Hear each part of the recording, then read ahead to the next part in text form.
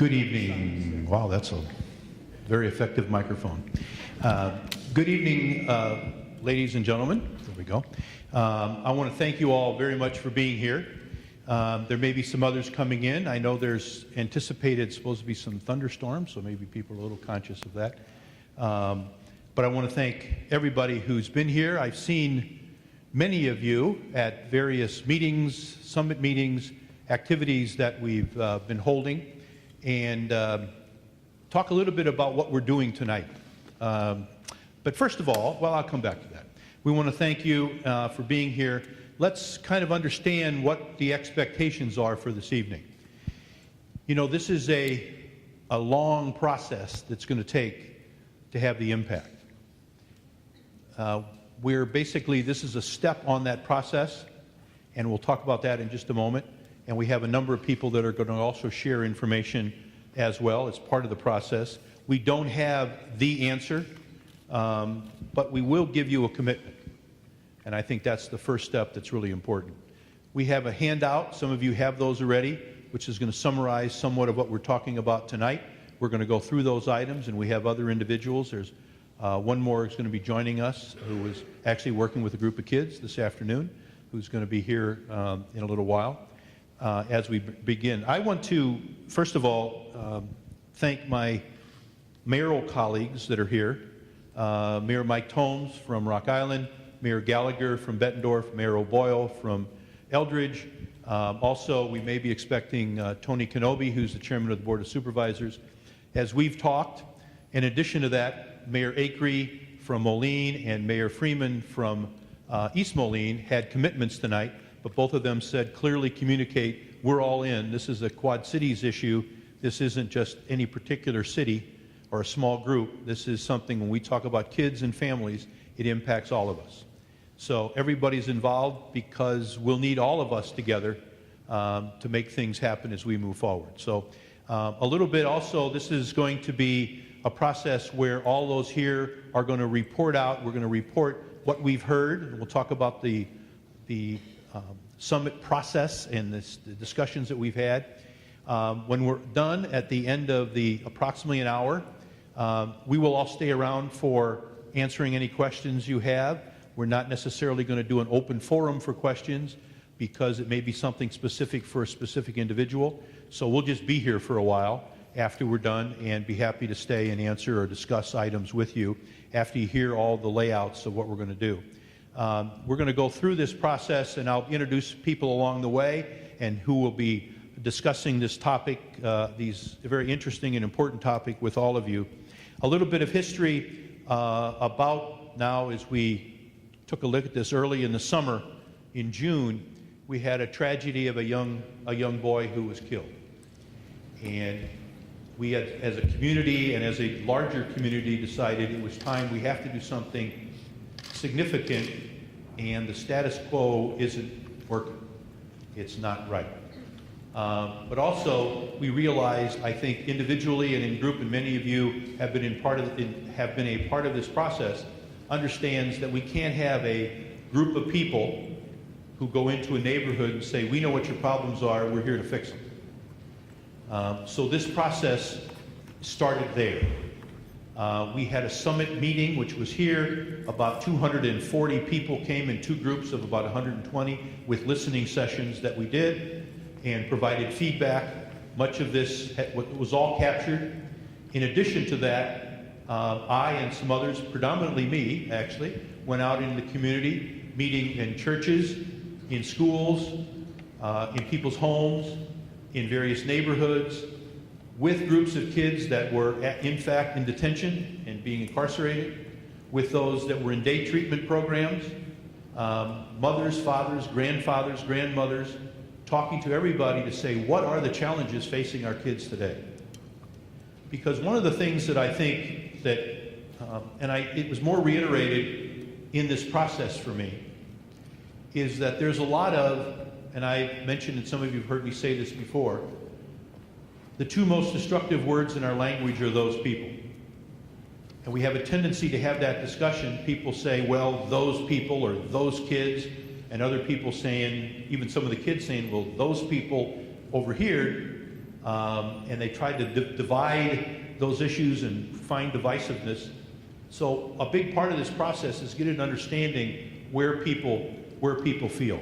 As I mentioned, I have one other young man who's going to be joining me. He's not as young as he used to be when I first met him, who was with a group of kids working, so he was here a little late. So we have a chair up here for you, Marlo, who'll be presenting some of the information. So I think it's important for us to understand the goal of this. We don't have the answer. As I said before, we have the commitment. In addition to those groups I talked about, I've talked to a lot of business groups as well.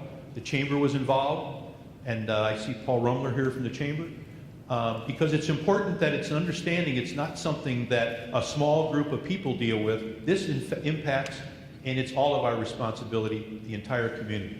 And we've heard from the business community, we've heard from the church community, we've heard from the not-for-profit community. The judges have been involved, obviously law enforcement's involved, juvenile court services is involved, and a lot of social service agencies are participating in this as well. So it's really all of us having to come together. But let's understand, first of all, it's more than just sympathy for the kids, it's empathy. You know, what are really going on for kids and families today? And this isn't limited to, and some of you talk about the kids that are stealing cars are doing some of this negative behavior. Some of you pop into your mind, and we saw that in some of the discussion, those people may not be inclusive enough. It's not just a certain group of kids, a certain part of town, or certain socioeconomic group. It's all of our kids are being faced by many of these initiatives. Some may have more services and support than others, but in all cases, it relates to all of our children and all of our grandchildren. And I know many of you are concerned not only for your families, but more important, we have to look at if one child, one family is having difficulty, we all do. So that's the approach here. We're going to talk a little bit about the findings, and then I'm going to have individuals come up and talk about what they heard. Again, I want to thank my mayor colleagues that are here. We have almost all, and we'll talk a little bit more about that as we move forward. Also, Cassie Blakely is here from the Center for Juvenile Justice Planning, and there's a longer name for that, which she'll share when she comes up. More involvement. She said they work in all 50 states and the 2 territories. So this is bringing in some really people that we can't just do the same old thing and expect different results. So we're taking a new and a different approach by getting more involvement. But the first thing we had to do was start hearing what you all thought. And again, representative of people throughout the entire community. So with that, we're going to go through a quick look first of what the major findings were, and we'll walk through those very quickly, and then these individuals will share some more information related to it, but what we heard. First of all, there's family challenges, and some of them, again, we'll hear some more information, but difficult situations. I see Steve Mullenhausen from Madison Elementary School. And it's not just a day where you show up and the kids show up and go to school. There's situations of poverty, trauma, incarcerated parents. There's inadequate supervision, challenges that cause embarrassment for the kids, overwhelmed parents, criminal behavior, and which really creates difficulty at school disengagement. And those are some of the things we heard from all levels, from kids in particular, at all different situations that we met those young people and their parents and their grandparents and the providers and the school people and right on down the line. And I could call a number of you out who were involved actively in this work, and we'll talk more about that as we move on. Another area is risk-taking culture. You know, all of us maybe as we did some risky things when we were younger, but thrill-seeking has become a game. And stealing cars is one of those games. Now that's not a judgment call, that's what we've heard from the kids and heard from individuals in the community. It's amplified by social media, it's also peer family influences, and they're fearless, and they're viewing arrest in many cases as a badge of honor. We've heard some talk about there's certain individuals, it's almost the bad boys in some circles are the ones people are emulating.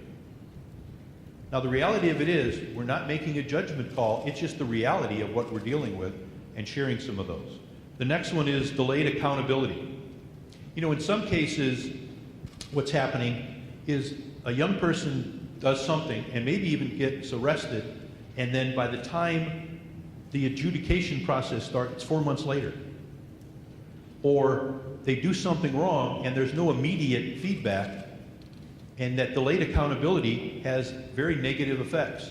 And they're saying, in many cases, they're being told they won't get into trouble by other youths. I can do something, you're not going to get into trouble if you're that 14, 15, 16-year-old. So that's another one. We'll hear some more examples of what we heard related to that. Lack of alternatives. I see a lot of providers, and after working for the YMCA for 42 years, there's organizations trying to provide alternatives, but many of the kids are saying there's not much for a 13, 14, 15, 16-year-old, 17-year-old to do. There's no positive alternatives in many cases. There's no consistent relationships around them. We're told that youth seem hopeless, and they don't have much hope, and they're often not seeing the future, how it fits for themselves. And if you have no sense that I have a place in this future, and I'm not going to be around when I'm 25, you can see that that could create a situation where you might do some foolish things. The last one that we have is a lack of trust. This was pretty telling to me, where kids don't trust the system. They may not trust. I've talked to a good example is Alderman Madsen, is on one of our aldermen, and he talks about some of the kids. You go to a young person comes and you want to find out what's going on, what's the negative behavior, and the concern is, well, nothing's going to happen anyway.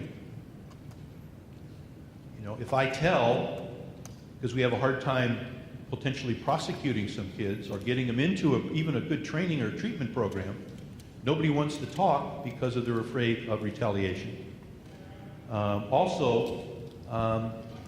Street justice has become an answer.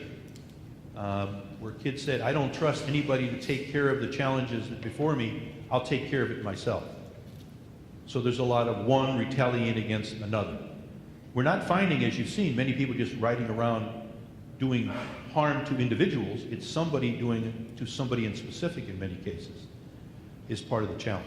The one that I spent some time at one of the detention facilities, and I actually, after the discussion with a group of young men that were actually incarcerated and locked up there and getting really intense services, and another group of men, boys and girls, same age group.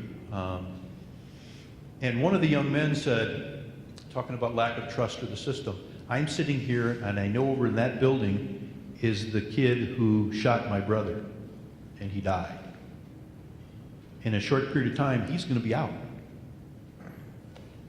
Does the system going to take care, some sense of the system, the court system, the police system, wherever it happens to be, the school system?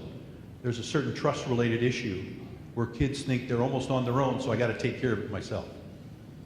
And I'll have to say, this has been a challenging process because I heard some really heart-wrenching things from a lot of kids and parents and grandparents who really want to make a difference. And for the same point, many of the providers in the community, the positive part was that I heard there's so many programs going on. It was amazing getting to go in and meet a group of kids in this program or that program or this program. In many cases, most of the individuals in the community don't know they're in existence. And that becomes part of a challenge. But some of the stories were really pretty heart-wrenching. And with that in mind, and I say this only because there were times I actually, after I left a group of kids, went out in my car, and it took me a while to collect myself. Because you want to do something, as all of you do. So we're going to come back after this and talk about, so what's next? A little bit more so you get some understanding of what the kids and their families are facing. We're going to have these people talk about that. But there is some hope because we're going to hear from Brittany, who went through some real tough challenges in her life, and it can work if we have the right resources in place. So I'm going to start the process, and we're going to have, again, different individuals come up and talk with you and give you some feedback themselves. And the first of which is going to be Farrah Roberts, who's the mental health coordinator for the Davenport School District, and works with young people. And she's going to talk a little bit, give you a little bit more of the things that she heard as part of what we all heard. Farrah, please.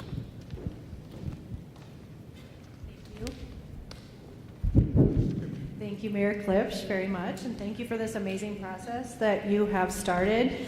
I'm Farrah Roberts. I work with Davenport Schools. I'm in the Student Supports Department, and as you can imagine from the title, Student Supports, we are there to support students and families with more or less anything that they call and need help with. We sometimes call ourselves the X-Files because we never know what kind of call we're going to get, but in general, there are some themes that we deal with. So some of the challenges that we see most regularly with our families and students is, number one, poverty. We have 341 students identified as homeless at this time, and we have a specialized person that works with our homeless families in order to get them food, shelter, clothing. You can imagine there's a variety of things that they need to be successful and able to come to school. Transportation is a major issue and has been forever for getting these kids to school because they may be in a home school that's on the opposite side of Davenport from where they're able to stay. They may be in a motel, a shelter. However, now the primary shelter that's being utilized is the domestic violence shelter. The Salvation Army shelter is no longer taking families. So unfortunately, we've seen that people have to resort to using the domestic violence shelter as their primary source of giving their children and them a roof over their heads, which means whether or not it happens, a domestic violent incident has to be reported. They are full 100% of the time, I would say, and they have resorted to putting people in hotels and spending, quite a bit of money doing that. So we do a lot with transportation for the homeless. We buy kids clothes every year. We have accounts all over town, and we're able to do that to a certain extent. But you can imagine it's quite difficult and extensive for one person to handle 341 families. We also have some food deserts, as we call them. However, Riverbend Food Bank has been amazing, and a lot of our schools do have their own food sources now and clothing closets, so that's been something that's been developed over the last few years and is very helpful. But again, if you don't have transportation, it's hard to get to these resources. And again, we hear all the time that there's a long Section 8 waiting list. That's just something we hear from families, and it's a commitment to get on that list and do what you need to do to get on that list. The other thing that we handle a great deal, and what I particularly handle, is mental health issues, whether it's within the family or the student themselves. We are fortunate enough to have a mental health school-based therapist in every school, and in some schools we have 2. We do our best to avoid having any kind of waiting list, and I manage those therapy placements. So at this time, we should start off the school year with everyone being able to have their needs met. As the year goes on, though, it's amazing how many students really need this help. And last year, our school-based therapists served approximately 1,400 students. My grant alone paid $284,000 for student therapy that their family couldn't afford it. Medicaid had lapsed. Their copay was too high. Whatever the situation was, we were there to reduce those barriers. But it exists very strongly in our schools, and there is still, unfortunately, a stigma attached to mental health. So there are probably students that are still not being served in that way. We also have a lack of child psychologists in the area, unfortunately, which probably people know, and there's up to a 6 to 8 month waiting list to get into a child psychiatrist. So that's something that we struggle with often. So in closing, all these issues really contribute to academic challenges, attendance, and even eventually dropouts if we don't get in there and make a change early on. And we know that last year we had 241 dropouts in Davenport schools, unfortunately, and we do have a person dedicated to handling that as well. But we know when students aren't in school and they're on the street, that's when things can happen. So, thank you. Thank you very much. Now let's put it in perspective. You heard all that. Now you're the kid in that situation. You know, those are statistical things that are happening, but you're the kid who doesn't know where they're going to sleep that night. Or you're the kid who may not know where their next meal's coming from. Or they're not sure who's going to be there when they go somewhere. At the end of the day, if somebody's going to be home, or if they're struggling, a parent are struggling to try to keep that all together, the challenge that they may face, trying to worry about getting the child to school, and what do you do if you show up and you don't have maybe shoes, or you got a set of shoes, or some problems, or whatever it happens to be. So think about that. On each one of these, think about the results of that as we move forward. Our next is going to be, let me get my list here, here we go. Some risk-taking behaviors, and Reverend Melvin Grimes, who's with Churches United, is going to give us a little bit of what he heard as well. Thank you, Pastor. Thank you, Mayor Klipsch. I appreciate it very much. Risk-taking culture, as you just heard from the school district, there are challenges that we face both from the level of Churches United and also that I face as a local pastor. Constantly talking to our young people about, and parents about, watching out, not taking risky issues, all of those things. And yet, in our church, we have faced three different challenges. First one was, I think most of you remember, when the string of car thefts began. And if you remember that there was a truck that was stolen from a construction site, and that the child that was driving that truck was not old enough to even have a driver's license. Sad thing about it is it happened to be the grandson of one of our members who happens to be president of our music ministry. You can imagine that they were crushed, we were crushed, and of course I had a talk with him, long talk with him, explained some things to him, very polite young man, I get it, I understand it, but he also got hooked up with some youth detainers who are lawyers as well, who told him, man, you ain't got to worry about that. All they're going to do is this, this, this, and this, and that's the end of the story. Well, he was placed back in the custody of his aunt. 2 days later, he took off running again, got involved with another car being stolen again, went back to the juvenile justice system again. I go down, I have a talk with him, ask him, what were you thinking? All I got was a thing of it is this, is that this young man's father has been incarcerated, was released, was on the road working a job, he had no choice. The person who was his caretaker was rather like me, old school, strict and stringent. And when you are in a course of feeling a lack of love, a lack of parental guidance, a lack of all of these things, that just does not cut the mustard. And so there was a lack of relation. So now this young man, again, took the bracelet off. So now he's in Iowa Juvenile Court Services, away from here, and he's in with the big guys now. The only problem is he's only 15 years old. Two other examples and then I'm done. Again, because of the lack of the challenges and because we as a community and even we in the church, and we can only do so much, community can only do so much. If we band together, we can do a whole lot more. Young man getting off work, On his way to college, he gets off work, he gets jumped.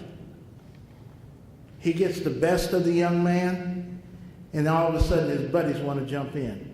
His other friend got him away from there, and up until last week, he was a prisoner in his own home because I said, you don't go out anywhere because you have a target on your back. Again, the culture of risk-taking. They're not going to do anything to me or I'll get away with it. The last one is young man in my congregation. Again, good young man, solid family, graduated from college. Graduated from high school, on his way to college, and he takes 3 slugs. They were all through and through. It is only by the grace of God that I was not doing a funeral. All because you have other people that became upset and jealous and could not understand that they could accomplish the same thing that this young man did if they had the support behind them. But what I'm trying to say to you, my friends, is that it is real, that it not only happens at school, it not only happens to poor families, it happens to families who are part of the church, it happens to families who are doing the best that they can. It happens and it's real, and we have to step in as a community to get behind our young people, invest in them, and move ahead. Thank you, Mr. Mayor. Thank you, President Brown. Again, we're starting to see those themes popping up that we're seeing on the screen on a regular basis. Our next one is Scott Hobart, who is the Director of Juvenile Court Services and was instrumental in helping to bring Cassie here as well. And this is a guy who really cares about the kids in our community. So Scott, please. Thanks so much. I'm going to start out tonight and tell you why I'm grateful and why I'm optimistic. Only in Davenport, Iowa, only in Scott County can we pull people out of their homes on an evening and show this kind of support for what we're doing. We've got a big problem that we're facing. It's dangerous. They talked about risk-taking behavior. We've got youth as young as 9 and 10 years old in these cars. And has it challenged our system? Yes, it has.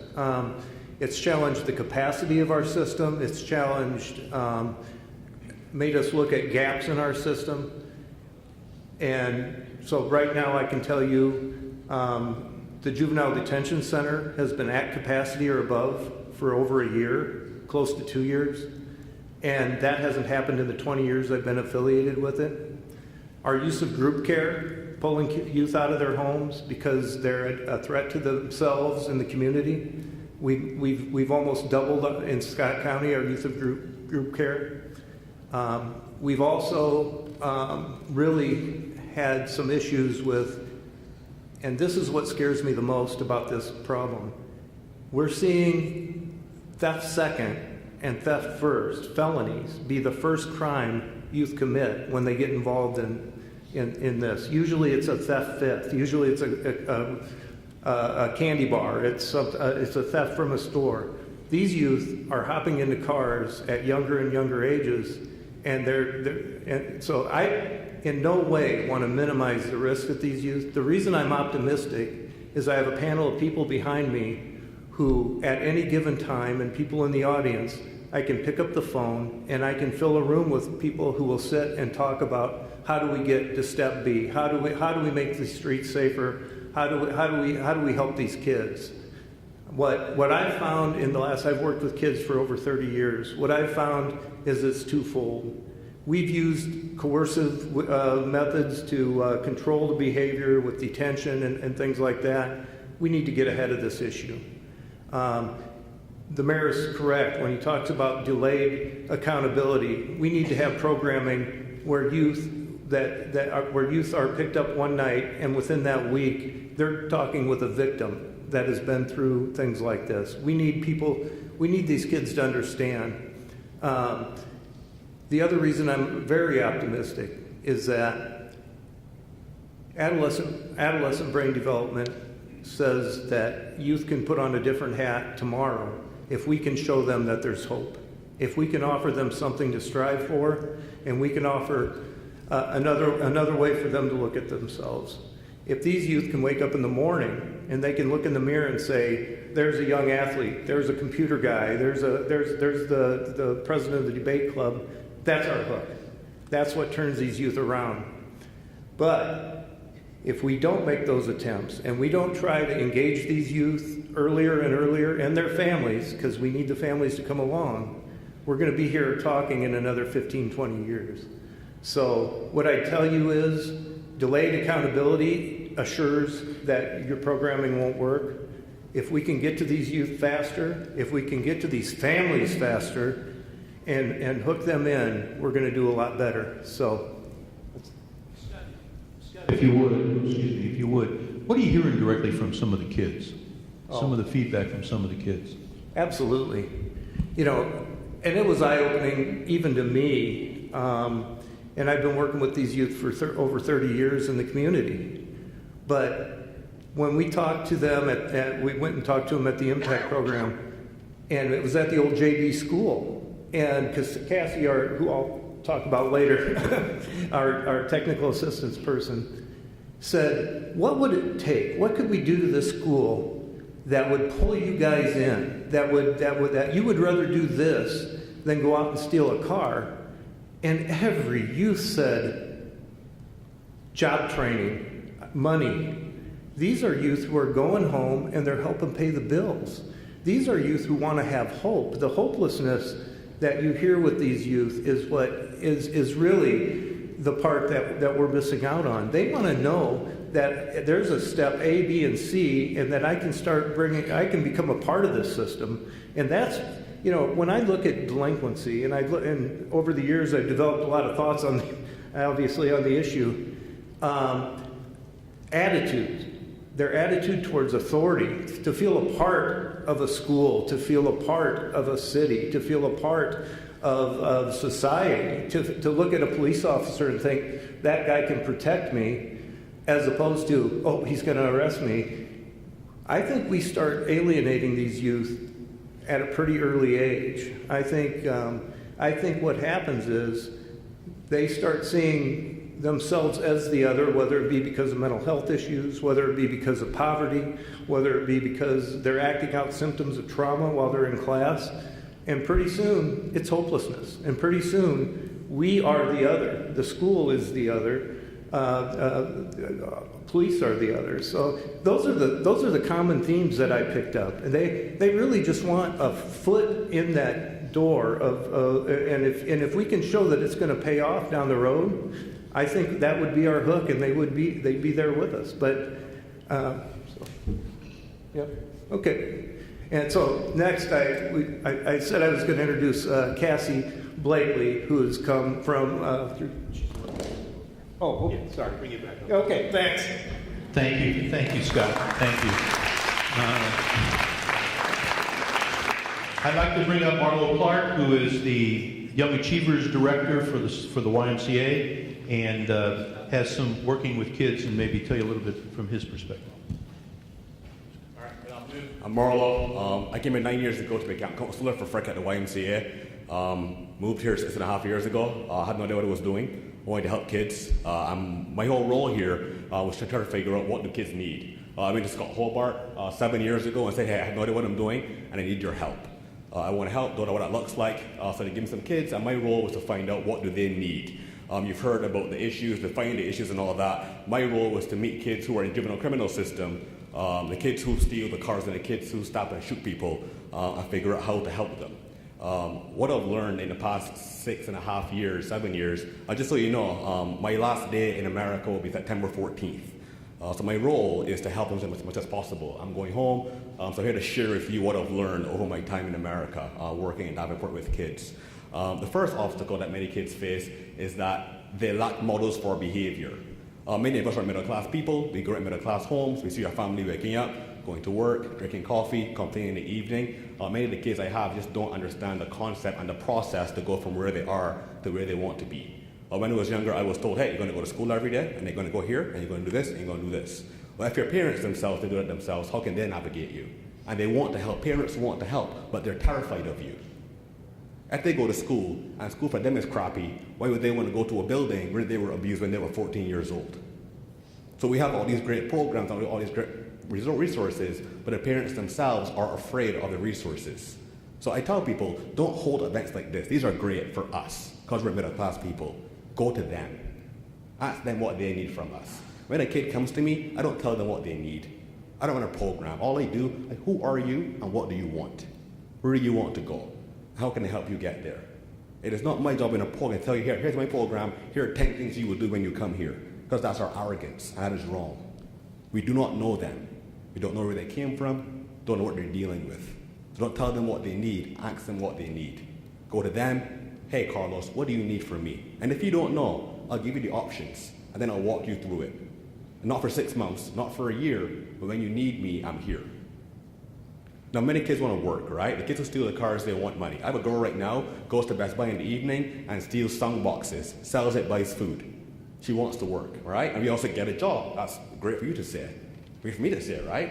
However, for a job, there are obstacles they face that we may not always think of. We think we go to a job, we get the job, we go to work. Because in our world, that's what we do. The first obstacle to a job that kids face is a cell phone. And it may seem very simple, but back in my day, application, landline, I call, I get an interview. Anyone got a landline still? Any landlines in here? 4 or 5? If a kid wants to work, how do they get a call for an interview?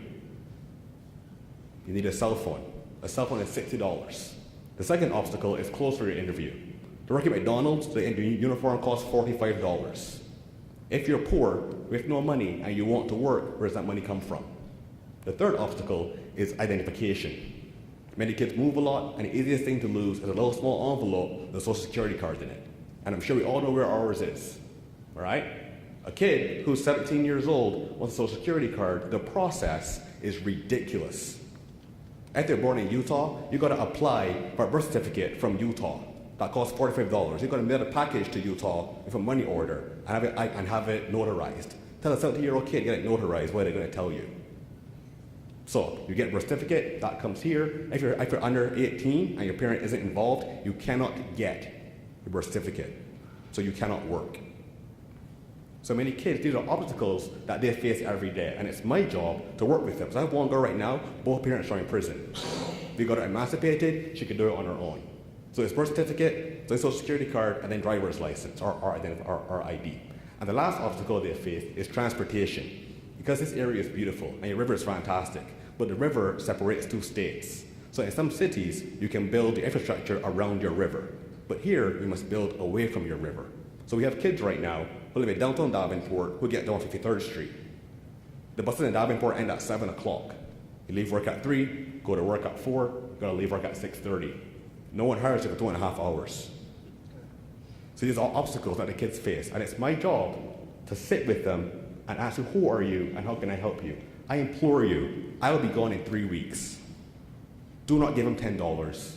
Go to them and give them 10 minutes. Ask them what they want, what they need, and how can you help them. That is our job. We can't sit in this room and think we're helping kids because we aren't doing anything right now. We're sharing information, but the kids are not in this room, and the kids are not wherever we think they are. You got to go to them. Go to their grandparents who grew up in poverty and ask them, how can we help you, Grandma? Because if we help you, we can help your kids. The kids are hungry, and if you're hungry, you're going to eat. In the YMCA, we try our best to feed them, to clothe them. But I'm one person helping 140 kids, and there are thousands that need help. They need models for behavior, someone to trust. Don't tell them what they need. You build trust by asking them who they are and how can I help you. You do that, and they will trust you eventually. Then you give them advice. But don't go on a first date telling them to get a job or what to do, because they don't know you and they don't trust you. This takes time. It takes many, many years, and they want to do better. They just don't know what it looks like yet. So they need for you to go to them and ask them, who are you and how can I help you? Have a good evening.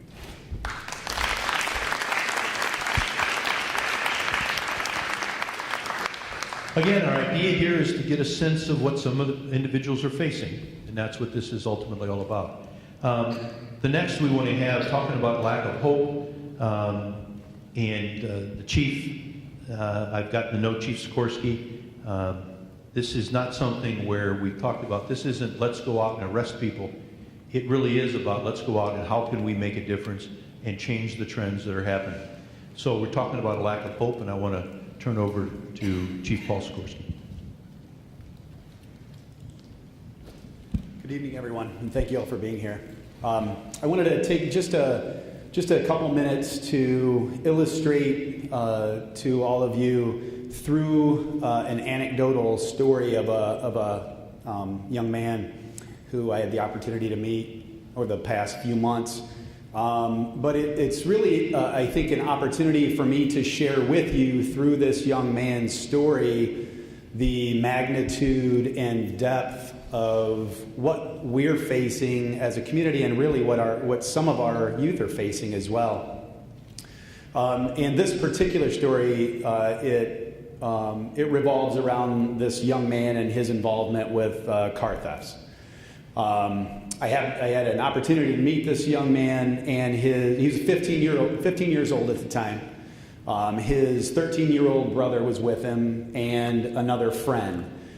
This was not the first or second or even third time that I had heard his name or the three of them involved in stealing cars and being arrested for stealing cars.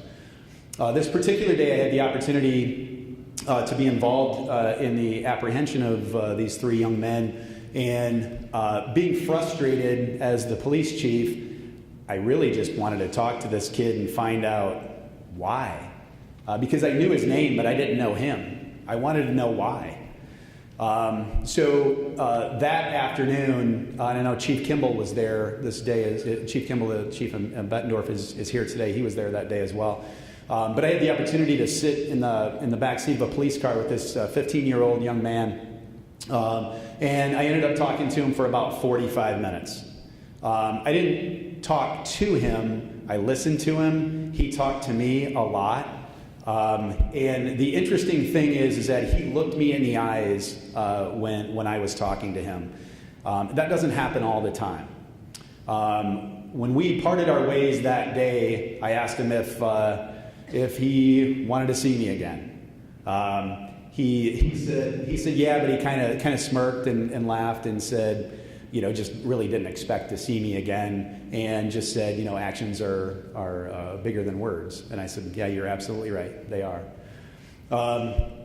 I visited with him in the detention center a few times. The first time I met with him in the detention center, I looked at my watch when we were done talking, and it was 2.5 hours. I wasn't there trying to get information on this stolen vehicle case or anything like that. We were simply talking about him, his life. He asked me a lot about me, my kids, how they grew up, their life. I asked him if he would write me a letter after maybe the third time that we had met, because I was curious just to get his perspective on a few things. One of them was, he told me a lot about his family. And so I wanted to get him thinking about it more away from me. So I asked him if he would write me how he thinks he could be a great father someday and a great husband. What it would take for that to happen. I also asked him if he would, think about what he might do when he in a couple years, and what it would take. What would he do to make a living? To make money. What are his passions? What drives him? And how can he actually make a living off of that, whatever that is? And then I asked him about God as well, to just write anything at all, because he told me he believed in God, but he didn't know God. He had never been introduced to him, and he didn't think God would trust him because he didn't know him. So he did. He wrote me a letter, 4-page letter. It was a phenomenal letter. I still have it. And during our conversations there at the detention center, and then with the assistance of some associates of mine, he was able to get into the Annie Wittenmeyer Center and begin some programs there. And I visited him a few times there as well at the Leslie Cottage, which is a secure, locked facility. And during my visits there, about the second one, I asked him, hey, because I would show up just like this. So I asked him, I'm like, hey, do you not want me to come and talk to you here? Because, I mean, all the other kids around, I don't want to cause any more problems for you. He's like, oh, no, they all know who you are. It's good. I just call you Paul. It's all good. You can come here. I think he enjoyed seeing me there. So, kid turns, my impression was, after talking to him, but also talking to the counselors there and the people that run the program, excelled there. Very smart kid. Was excelling in all the programs there. He graduated from that Leslie program and went into another program, a not secure program in that facility as well. And then they started talking about home visits. And I was talking to this kid and I said, whoa, man, are you ready for this? And he says, yeah, I think I can do it. Because a lot of what we talked about was his family. And what I learned from that was, one, him and his mom were flip-flopping back and forth from Rock Island to Davenport and vice versa. His mom was arrested in Rock Island, incarcerated in Rock Island County Jail, and then Family Services in Illinois got involved. His two little siblings, his grandparents from Texas drove up, were able to take custody of them and took custody of them, but him and his 13-year-old brother, they couldn't handle them. So Family Services in Illinois needed to place them somewhere. They placed them with an aunt of sorts in Bettendorf. What I found out from this young man is really the aunt really didn't want the boys around.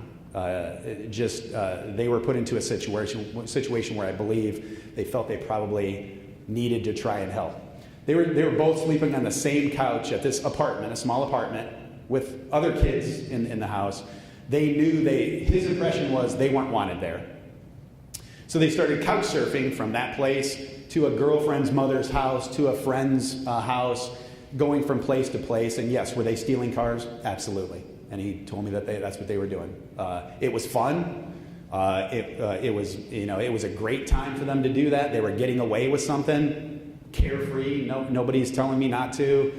It was also a way to have transportation from one spot to another because they were couch surfing. His dad, he knows his dad. His dad wasn't involved in his life, didn't really care about him. That's his perspective. And while at Wittenmeyer, this young man, which my last contact with him was, he wasn't there. He told me that there was one person in school that he ever had a relationship with, a contact with, that he thought really cared, and that was a teacher at Central High School. We tried our hardest to get him enrolled back at Central High School, and we did. He was doing well in school at Central High School while working out of the Whitmire Center. And what ends up happening is he got a home visit. Doing very well at Whitmire, doing very well at Central High School. He gets a home visit, he goes back home, and somehow his dad came into play, and his dad got arrested and got incarcerated and sent him over the edge, and he's now on run again. About a week later, I hear that he's involved in another stolen car and involved in a shooting. That was the last time I got to see him. He's in the state school right now.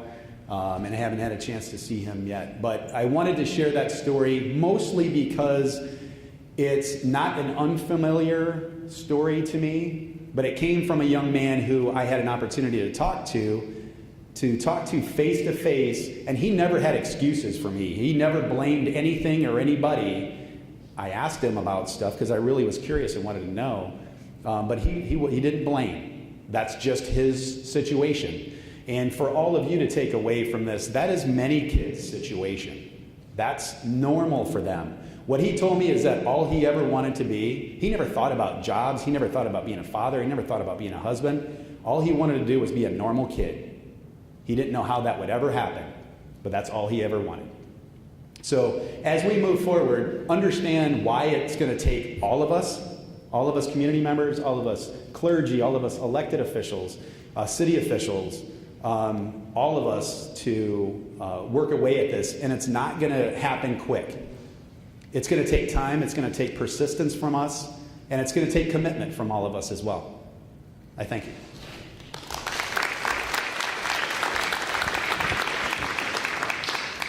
Again, as we wrap that section up of hearing from the individuals and stories, and many of those stories came from you. People around this room who've provided similar stories, who are living those experiences. And again, I reiterate, some grandparents and parents and kids and the providers and schools and officers. And the positive part of it, everybody cares and they want to make a difference. I wanted to change this a little bit. About a week ago, I was at a program, Light of Hope program. It's they're talking about CASAs, which are court-appointed, I don't know what the SNA means, but it's anyway, court-appointed, basically advocates. Special advocate, court-appointed special advocates. And this young lady who I've asked to come and speak was the speaker at that event. And she's going to give us a little idea that I think hopefully you can get out of this. With the right resources, there is hope. Brittany Beard, if you would come up and do your testimony and your story a little bit, I'd appreciate it. Thank you very much.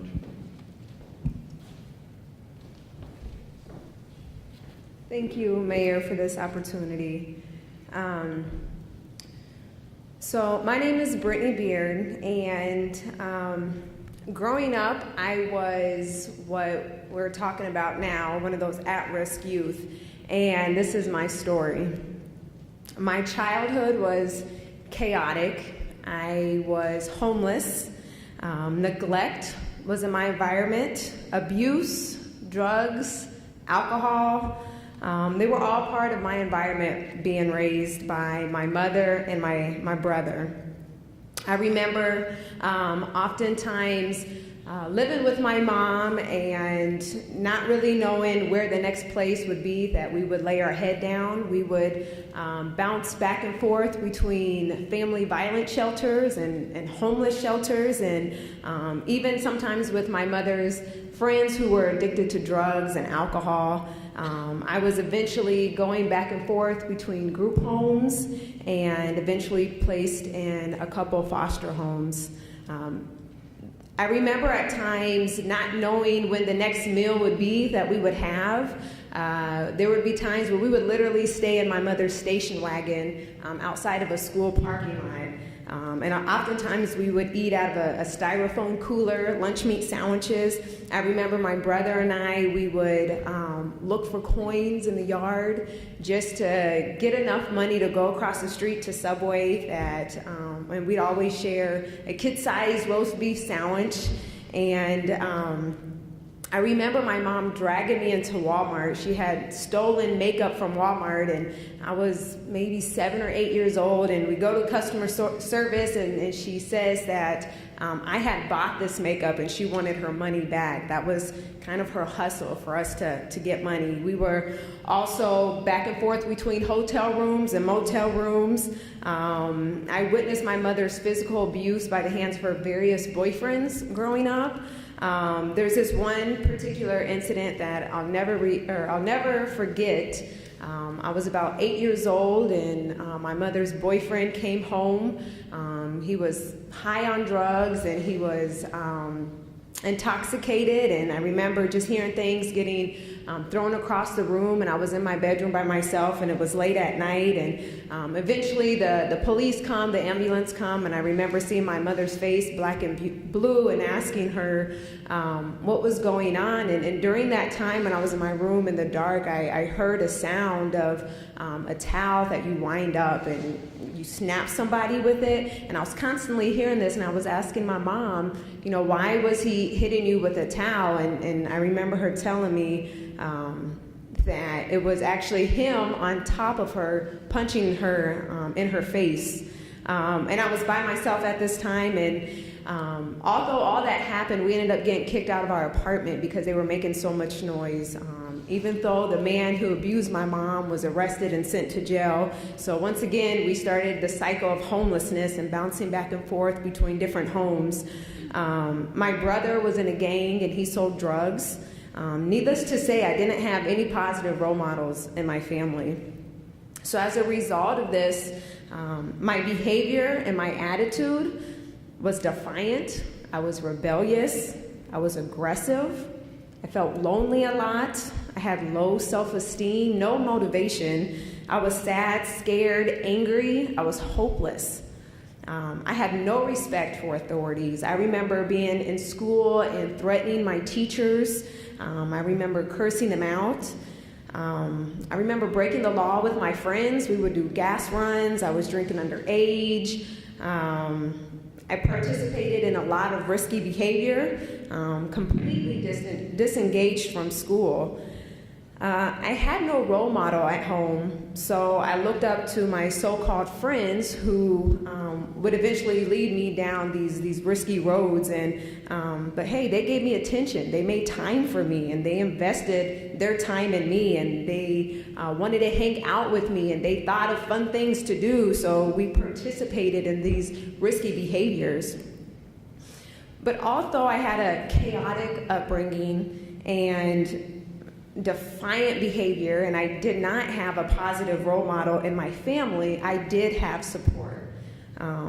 And growing up, I had family and individual counseling, and I remember at first not really trusting the counselors, not really understanding why they were there, what they were wanting to do, and what would happen if I told them what was really going on. But they were there, and they were people that I could talk to. I remember in elementary school, my principal being familiar with my situation, and some of my teachers as well. They would give me snacks to eat. They would talk to me. They would encourage me. I remember standing in front of the classroom. I have a picture of it today. I don't know what my teacher was talking about, but there's a picture of us. I was in 5th grade, and she's holding my hand. And that just made all the difference to me. I remember going to summer camp for youth that were at risk, being surrounded by other kids that were going through similar challenges. There were counselors there who would help us, talk through our issues. I eventually got involved in Big Brothers and Big Sisters, and I had an amazing big sister. I remember she would come when I was in elementary school, and she would bring me McDonald's. I didn't know the next time I would eat, so McDonald's was definitely a delicious meal, and the toy was a plus. I remember she would take me to her home, and we would bake cookies, and we would plant flowers and watch movies.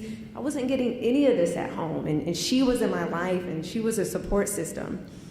I had distant family members that I would go and stay with, and although it didn't work out all the time, they tried to support me by sending me school supplies and school clothes. My second foster family that I was living with, to this day I keep in contact with them, and I remember even after being placed back with my mother that they would send us groceries when we didn't have any food. So once again, I had that support. I remember living with them, and they had me getting involved in Vacation Bible School, and they had me singing in the choir, although I couldn't sing, still not my talent. But I was involved. I was doing things that were positive. My Sunday school teacher, he was actually the vice president of student affairs at Iowa State University. He ended up helping me apply for scholarships so I can go to college.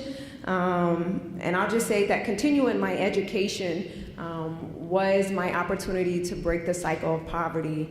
I also had the CEO, Principal Financial Group, years ago who reached out to me just to offer me an internship because he heard of my story and my trials, and he just wanted to help me out. So I got an internship working there in the HR department. When I got to high school, I got involved in clubs and sports. I remember my first time playing basketball, and my basketball coach offered to buy me contacts, which I didn't even think about, but he bought me contacts, and I was able to play basketball. I remember just getting involved in so many things and plays in high school and pageants, getting really involved in my community, and as a result of this, one of the things that happened was I actually got to greet former President George W. Bush when he came to the airport, and I didn't know that I would actually be riding in the presidential limousine with him. I thought that I was just going to shake his hand when he came to the airport, and I remember him asking me, "Where are you riding?" And I didn't know. I pointed to a line of cars, and he was like, "No, you're riding with me." So, and I got this opportunity just because of my involvement in high school. And so I go into the limousine, and there's Condoleezza Rice, and then George W. Bush, it was the day before he got reelected. And then he gets in the limousine, and then my foster dad was with me because I was able to have one person with me. And I'm riding in the presidential limousine with the President of the United States of America and Condoleezza Rice, Secretary of State, for about 15 minutes to the state fairgrounds. How many people get that opportunity? I remember just all this attention that I was getting, and it was positive attention at this time. And mind you, I didn't necessarily have it all together at this point. But I was growing with every relationship, with every person that was reaching out to me. I was growing and I was changing. And it definitely didn't happen overnight. And looking back, I just thank God and I smile. And now I'm here today. I've earned a bachelor's degree in communication studies. I have my master's degree in higher education. I'm working at Scott Community College in the TRIO program, doing what I love to do, working with young people, helping them accomplish their academic and career goals. But as a child, I was exposed to a lot of chaos, violence, and drugs like a lot of our youth are today. But at the same time, I also had that support. I had that love, the encouragement, the positivity, the grace that was extended to me. I realized suffering through my past, I gained the support I needed that ultimately was there all along. I think about if I didn't have that principal, if I didn't have that teacher, if I didn't have that mentor from big brothers and big sisters, if I didn't have those family members, those loving foster parents, my church, my Sunday school teacher, the CEO of Principal Financial Group, the President of the United States of America, I probably wouldn't be where I am today or who I am today. And I'm confident that God saved my life and that He used all of these people to help transform my life. As we all know, there is no one size fits all, and there are youth struggling with mental illness, with eating disorders, with psychological issues. Some need professional help, some just need a mentor, some just need a teacher to show that they really care, some just need a coach who supports them, and some need more, some need it all.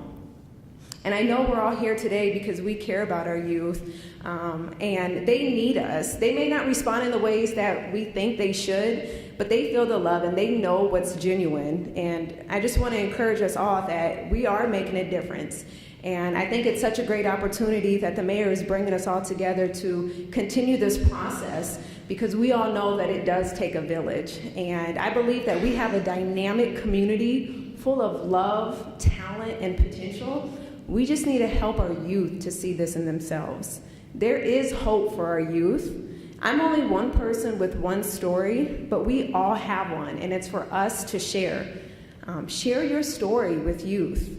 Like the chief was talking about, just taking the time to meet them where they are and hear them and listen to them, ask them questions.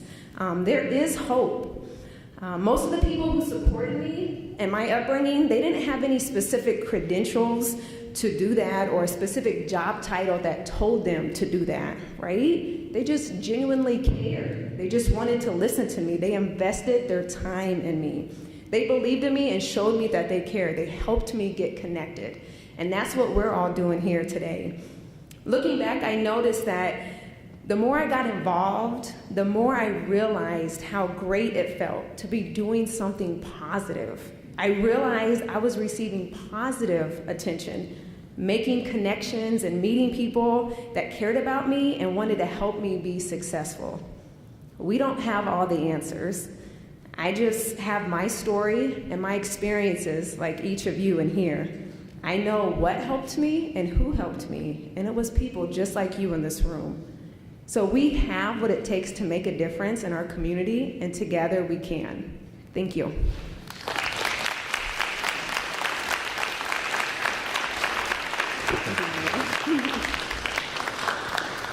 Yeah, what she said. As you can see why I was so excited to meet her a couple weeks ago. But we do have the answer here in the room. How do we marshal all this activity? So with that, Scott, if you would come up and introduce Cassie. She's another one that has, I can see, again, that old adage, if you do the same thing over and over again, expect different results, you know what you get. We got to do it somewhat differently. one at a time, but how do we marshal all the forces that we have? So please, if you would introduce Cassie. Give you about 2 minutes on how this all came about. In 2015, we were lucky enough to get picked by Georgetown University to send a group out there to really look at our disproportionate minority contact that we have here in the Quad Cities, but in Davenport, Iowa as well. The group that they sent out included somebody from civil rights, the schools, from juvenile court, from the police department. We had a sitting judge. We had the Department of Human Services. We had the DCAT, which is Decategorization Project. That group that went out there didn't just learn about DMC, they learned how to speak the same language and how to solve problems. That group went out there and they started looking at things logically, and they started looking at how do we solve this. And it was a group of people who really would put the time and effort in to do it. So when they came back, and out of that, we just have had so many gifts out of that trip because we have a great diversion program. Hundreds of kids aren't in the court system right now, aren't getting charged. Hundreds of kids will be able to get apartments. Hundreds of kids will be able to get jobs and won't have criminal records because of that diversion. And the recidivism rate is so low. It's far better than the state average. But the other thing that came out, and I think it might even be more important than that, is that we have a group that can pick up the telephone and all these decision makers will show up. And what we've come up with is, when we were hit with this car theft trend and this issue, is we picked up the phone and we started sitting down. We started making trips to look at other programming in other states. We started really going around and looking. And we got kind of famous because we were brought up at a meeting that Dave Keeker was at in Des Moines. And the very next day after he heard what we were struggling with this car theft issue, my phone rang and Dave said, "Scott, I really want to offer you some technical assistance for your problem." I don't think I let him finish. I said, "Yes, what do we do? Where do we go?" And the gift that we got out of that was Cassie Blakely, who's, and I'll let her tell you where she's from, I can't remember it. But Cassie has just been a gift, and she's gotten our community together, and she's organized us in a way and really tapped into the expertise that this community has. And I want to walk away and leave you with one thing when I introduce Cassie. Thank you folks for caring. Thanks for getting out. You've heard that story just before me.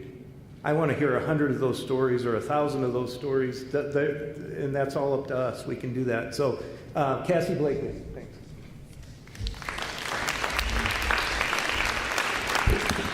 Thanks. And Scott, you give me way too much credit, but I appreciate that. So my name is Cassie Blakely, and I work with the American Institutes for Research. And within the American Institutes for Research, we do a number of things from research and evaluation of social service programming across the spectrum. But our specific center is the Center for Coordinated Assistance to States, and that is out of the Office of Juvenile Justice Delinquency and Prevention. There's a reason I'm saying that so slowly. It's a lot of letters. But what we are is the Office of Juvenile Justice Delinquency and Prevention is the federal arm of the government that looks after juvenile justice programming across our 50 states and 6 territories. And so our job at CCAS, at the center, is to work with states that are struggling with different juvenile justice issues, not because we have the answer, but because we can help share ideas that others have put in place, and because we're an outside facilitator. So we can come in and say things and try things and test things out and pull on some resources that you may not have access to, but I'll tell you what the trick is. It's coming in and doing exactly what Scott and his team have allowed us to be part of here in Scott County, and that's recognizing that you have a number of phenomenal strengths already in place in your community. So how do we create systems that connect the dots? How do we look at best practices and promising research to put those into place in the community in the way that is appropriate for your community and by your community? So with that, I do want to pause and say we are able to come do that because of the reach out to Dave Keeker and his folks with the Division of Criminal and juvenile justice planning within the Iowa Department of Human Rights. So they facilitate a pot of federal money called Title II, and that provides your state access to us to come in and help. So I want to share a couple of things. I want to share a little bit about the process that's underway and that will continue, and then a little bit about one of the best practices that we're looking at that you have a handout around. So to start with, we got on the phone after Dave gave us a call, and we said, all right, what can we do? How can we help? And we landed in a 4-part kind of process. So that first meant, let's look at the research. Let's look at the data. What are the numbers in Scott County saying about what's going on with this car theft issue? And so we worked closely with Laura Reeder-Grubb and Dave at DCJJP to look at those numbers and pull Scott County numbers, and those will be part of the conversation over the next 2 days. We also looked at best practices around restorative justice as a methodology to tackle the issues going on here in Scott County with, and then we said, let's listen, let's see what's going on. So little did we know the mayor was doing the same thing at the time, but we sat down with 125 juvenile justice connected folks, everywhere from young people and their families to judges to juvenile court service officers, service providers across the spectrum to listen. And so we've heard from 125 people in 2 days.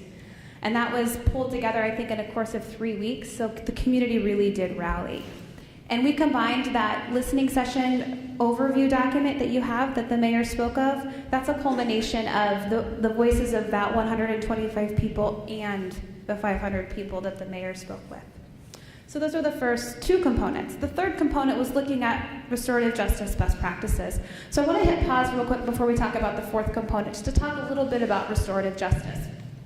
So you do have an overview document in your hands that talks about restorative justice, and I want to just highlight a couple of key components there. First, restorative justice looks at crimes committed in a little bit different way than our traditional system. So in our traditional system, we look really at what law was broken and how do we hold them accountable, right? So it's very punishment oriented. Restorative justice flips that a little bit and says what harm was caused, to whom, and how do we repair that. So it takes accountability, immediate accountability for the actions, and matches it with the crime so that that young person restores the damage that he or she did and rebuilds their connection to the community. So it looks also at what needs arose from that. How do we address the underlying causes of that behavior so that they don't commit it again? And oftentimes, it is really restoring those relationships with that community. And that can be done in a number of different ways. So I'll have you hit the button on the next slide. So this Venn diagram looks a little bit overwhelming, but it's not, I promise. And the reason that it is so comprehensive is that there's a lot of practices that we already do that we don't realize are restorative. Anything that's really about building relationships, building community, and building investment in young people and in their communities is a restorative practice.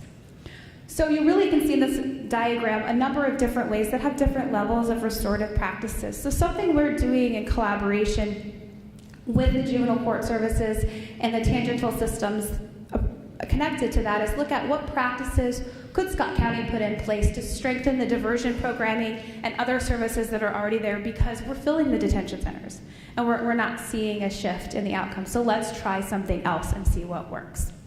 So that's the third component that is really being looked at, is what are we seeing in the research around restorative justice that could be utilized by Scott County? Because we know restorative justice research tells us that impact by investing in immediate accountability and restoring the harm done, we ultimately are addressing underlying causes, holding the youth accountable, and really focusing on public safety by looking at that in a holistic manner.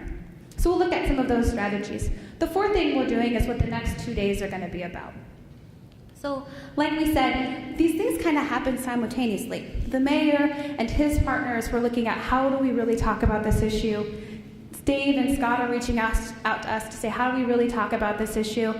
And so what will happen over the next 2 days is those folks connected to the juvenile justice system here at Scott County will spend 2 days in a room really putting meat on the bones of what was heard through the data and through the listening sessions. So they'll sit down and they'll say, as a system, what are our gaps? What are our bottlenecks? And how do we address those as a community? Not how does CCAS come in and say these are the right and wrong ways to do it, because we don't have those answers. You have those answers. What do we need in our community? What best practices might fit? And put some strategies on paper so that when that 2 days is done, you can talk about what to do next.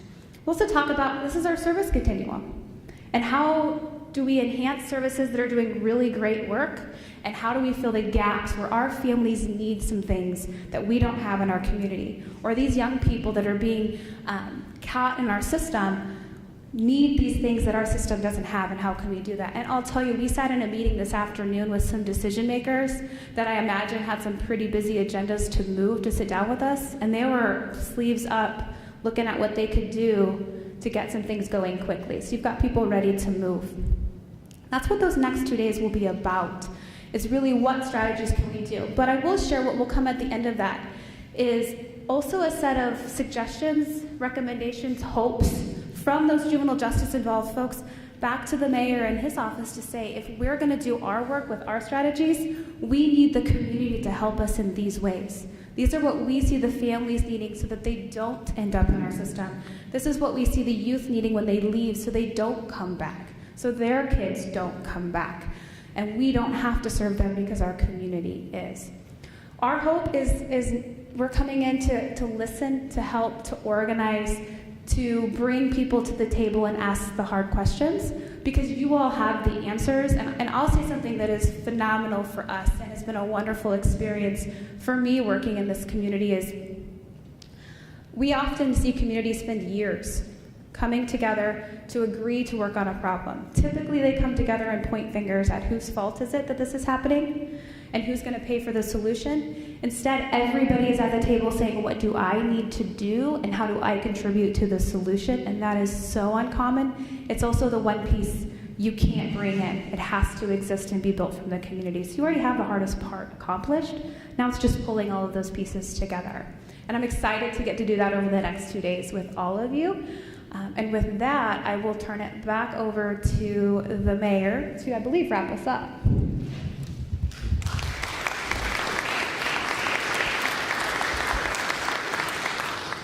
Well, again, I want to thank all these folks up here and all of you, because many of you will be involved in the next 2 days. It's a very intense process.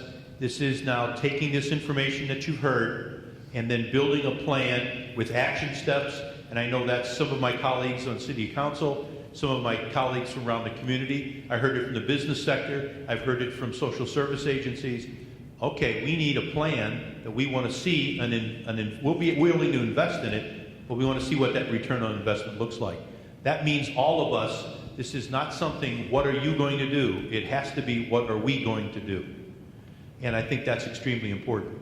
This is going to take a little time putting it together, as we've talked about, but there are some things, as Brittany mentioned, that can happen now.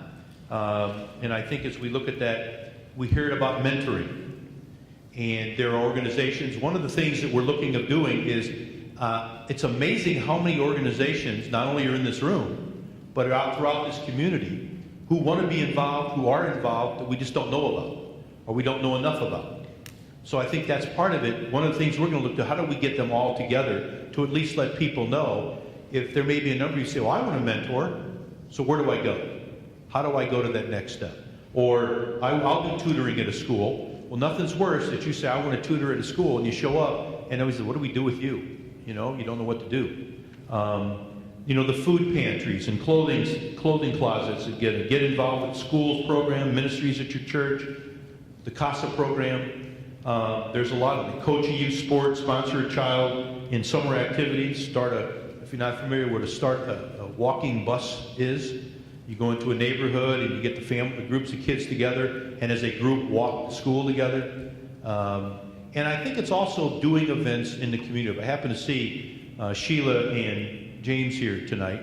I was at Harrington Park on Saturday, and the two of them with Big John at the barbecue pit and DJ Candyman doing the entertainment. But it was exactly what you want to have happen. A very diverse group of people filling up a park, talking about things. The police were there, the community organizations were there. We could all do that. Now some people ask, well, how? Well, we'll help facilitate. You know, Sheila went out and the city put some money in and different groups put money in and whatever. We can find the resources. But these are the kind of things that some woman came up during that afternoon and said, how do I do this? I said, well, first you got to start talking to your neighbors and getting a group of people together. And once they're talking together, I think I can talk to James and Sheila, and they can walk through what they did. And they both, now I'm calling them out right here, so they have to, but they all said yes already on Saturday. How do we guide that process from happening, and what is it going to take? Because it was a huge success, and it did some great things, and people started talking with each other. There was a lot of hugging and talking and exchanging ideas. But that's what it is creating that neighborhood instead of that separation. So I want to thank you all for being here. I'm going to say a couple of things. One, it's going to take all my colleagues to join in too, and I know they're all committed to it, all 5 of the mayors in addition to myself that we talked about, because this isn't a Davenport problem, this is a community issue that we all have to come together is important. Thank all these people up here, again, Brittany, but Scott, River Grimes, again, all of you for what you've done and your involvement. And as I said before, what's happening next, the next 2 days, people that Cassie was talking about, the specific providers, there'll be judges involved, there'll be juvenile court people involved, there will be a very tight group of people, some representative, NAACP, LULAC. We want a good cross-section of folks that are there that come together and now get serious. Where do we go from here? Action steps to move forward. When that's done, we'll come back and report that to you. I think Rich is going to be there too, I think. Rich Whitaker from Vera French. But there's a whole bunch of individuals recognize they're going to be there. Sit down and tightly come up with a plan with action steps. And that's one of those things, that a vision without action is just daydreaming. So it's going to take that when we get done. Then we got to come back. We all want to be involved. And the ultimate statement will be, what are you going to do? What are you going to do? What are you going to do? Because other than that, again, the whole part that I really enjoyed hearing from Brittany was we must be talking about 15, 16, 20 people that were involved in that success story. It's not just somebody, a teacher alone. It's got to be a community of people that care. And I would challenge one thing. If you see a group of kids walking down the street, don't cross the street and go on the other side. Greet the kids that day. Good morning, how are you? How are you doing today? You may not get the response you want, but you've reached out and made an attempt. And I think those kind of opportunities that we can, in any case, that we can do. So again, I thank all of you for being here. There's a lot of work over the next 2 days, that a group, and then we'll come back and report it out to you. I think as I talk to some of my colleagues, it would be nice to say, we have the plan. Well, that would be presumptuous because all of you have been working on this exact issue for some time. Now it's a matter of pulling people together, coming up with actionable steps that we can look at and move forward, and then we'll report it back out to you as well. So again, I want to thank you all. Thank Sarah for helping put this together. Thank all of you, again, that are involved here for coming and sharing your story. And thank all of you. I see a number of our aldermen here, but again, people throughout the community that are involved and are going to make a difference. Thanks you guys for Saturday. And again, thank you all very much. We'll be around if you want to talk to someone this afternoon.